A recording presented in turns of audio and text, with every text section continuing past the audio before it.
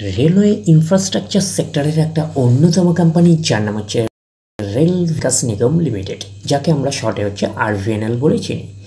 আরভিএনএলের হচ্ছে Q4 result out হয়ে গেছে। Q4 রেজাল্টের পারফরমেন্স কী টাইপের দিয়েছে আরভিএনএল, সেটাকে নিয়ে আমরা অ্যানালিসিস করব। তো আর হচ্ছে কোম্পানি ডিভিডেন্ড ডিক্লেয়ার করেছে নাকি। তো রেকমেন্ডেড ফাইনাল ডিভিডেন্ড 1 টাকা 72 পয়সা করে কিন্তু ফাইনাল ডিভিডেন্ড রেকমেন্ড করেছে। তো ফাইনাল ডিভিডেন্ডের ক্ষেত্রে কিন্তু শেয়ার হোল্ডারদের অ্যাপ্রুভালের প্রয়োজন হয়, এইটুখানি মাথায় রাখবেন। এইবারে আমরা চলে যাচ্ছি কোম্পানিটার হচ্ছে Q4 রেজাল্টে। দেখবো যে Q4 রেজাল্টের পারফরমেন্স কী টাইপের দিয়েছে। তো স্ক্রল ডাউন করে দেখবো যে কত নাম্বার পেজে আছে আমরা Q4 রেজাল্ট পাচ্ছি। তো স্ক্রল ডাউন করে দেখছি আমরা 14 নাম্বার পেজে হচ্ছে Q4 রেজাল্টটা আমরা পাচ্ছি।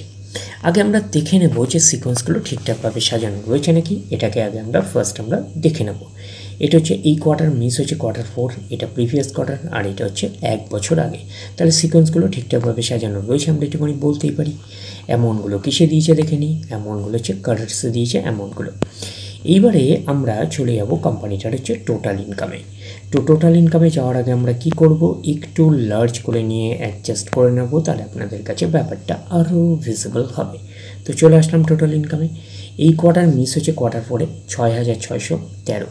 প্রিভিয়াস কোয়ার্টারে ছিল 4834, 1 বছর আগে ছিল 6,994। তাহলে 1 বছর আগে 6,994টা এখন কত হয়ে গেছে 6,613। তাহলে আমরা বলবো ইয়ার অন ইয়ার বেসিস কিন্তু ডাউন পারফরমেন্স করছে টোটাল ইনকামে। প্রিভিয়াস কোয়ার্টারে ছিল কত 4,836, সেটা হয়ে গেল এই কোয়ার্টার মিস হচ্ছে Q4 হয়ে গেল 6,613। তাহলে আমরা বলবো কোয়ার্টার অন কোয়ার্টার বেসিস কিন্তু জাম্প রয়েছে টোটাল ইনকামে। তো ন্যাচারাল ব্যাপার আমরা জানি যে ইনকাম করতে গেলে কোম্পানিকে এক্সপেন্সেস করতেই হবে। তো এখন দেখার বিষয় কোম্পানিটা ইনকাম করতে গিয়ে কতটা এক্সপেন্সেস করেছে। তো আমরা চলে আসলাম টোটাল এক্সপেন্সেসে। এই কোয়ার্টার মিস হচ্ছে Q4 6,120। প্রিভিয়াস কোয়ার্টারই ছিল কত 4,480, 1 বছর আগে ছিল 6,412। তাহলে 1 বছর আগে 6,412টা এখন কত হয়ে গেছে 6,120। তাহলে আমরা বলবো ইয়ার অন ইয়ার বেসিস কিন্তু ডাউন পারফরমেন্স করেছে টোটাল এক্সপেন্সেসে। প্রিভিয়াস কোয়ার্টারই ছিল কত 4,480, সেটা হয়ে গেল এই কোয়ার্টার মিস হচ্ছে Q4 হয়ে গেল 6,120। তাহলে আমরা বলবো কোয়ার্টার অন কোয়ার্টার বেসিস কিন্তু জাম্প রয়েছে, আমরা এইটুকুনি বলতে পারি টোটাল এক্সপেন্সেসে। এইবারে আমরা বের করবো কি, এইবারে আমরা বের করবো হচ্ছে অপারেটিং প্রফিট। কী করে বের করবো, টোটাল ইনকাম থেকে টোটাল এক্সপেন্সেস আমরা বাদ দেবো। বাদ দিলে যেটা পড়ে থাকবে সেটা হচ্ছে অপারেটিং প্রফিট। টোটাল ইনকাম পেয়ে গেছি, টোটাল এক্সপেন্সেস পেয়ে গেছি, টোটাল ইনকাম থেকে টোটাল এক্সপেন্সেস বাদ দিলে পড়ে থাকছে অপারেটিং প্রফিট। অর্থাৎ আপনারা বলতে পারেন profit from operation before share of profit of joint venture. তো আমরা এটাকেই বলতে পারি অ্যান্ড বলতে পারি কি associate exceptional item and tax, এটাকে আমরা অপারেটিং প্রফিট বলতে পারি। এই কোয়ার্টার মিস হচ্ছে Q4 কত আছে 493। প্রিভিয়াস কোয়ার্টারে ছিল 355, 1 বছর আগে ছিল 581। তাহলে 1 বছর আগের 581টা এখন কত হয়ে গেছে 493। তাহলে আমরা বলবো ইয়ার অন ইয়ার বেসিস কিন্তু ডাউন পারফরমেন্স করেছে অপারেটিং প্রফিটে। প্রিভিয়াস কোয়ার্টারে ছিল কত 355, সেটা হয়ে গেল এই কোয়ার্টার মিস হচ্ছে Q4 হয়ে গেল 493। তাহলে আমরা বলবো কোয়ার্টার অন কোয়ার্টার বেসিস কিন্তু জাম্প রয়েছে অপারেটিং প্রফিটে। তো অপারেটিং প্রফিটে নিশ্চয়ই কোম্পানির মেন প্রফিট নয়, তারপরে বিভিন্ন অ্যাডজাস্টমেন্ট থাকলে সেগুলো প্লাস মাইনাস হবে, গভর্নমেন্টকে ট্যাক্স পে করতে হবে, গভর্নমেন্টকে ট্যাক্স পে করার পরে কোম্পানির কাছে যেটা পড়ে থাকবে সেটা কোম্পানির ফাইনাল প্রফিট বা নেট প্রফিট হিসাবে আমরা কনসিডার করতেই পারি।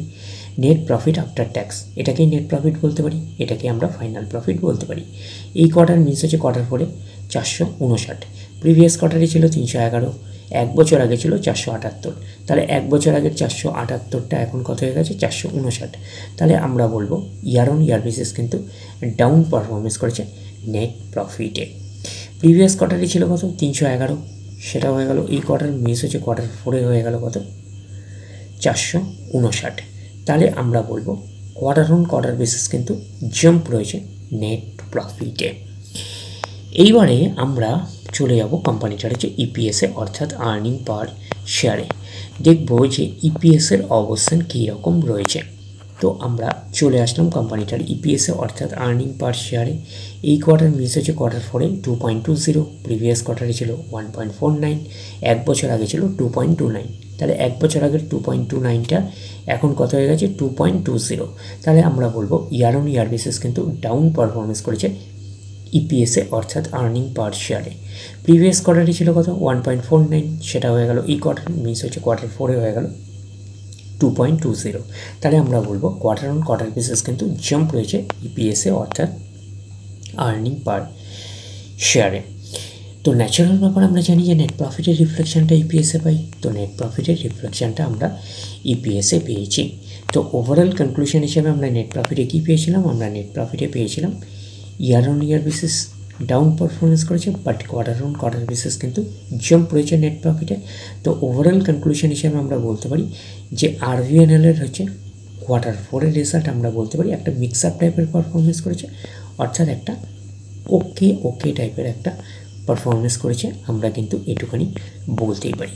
তাহলে ওভারঅল ভিউটা আপনাদের কাছে ক্লিয়ার। তাহলে এই অবধি, নেক্সট ভিডিওতে আবার আপনাদের সাথে আমার দেখা হচ্ছে।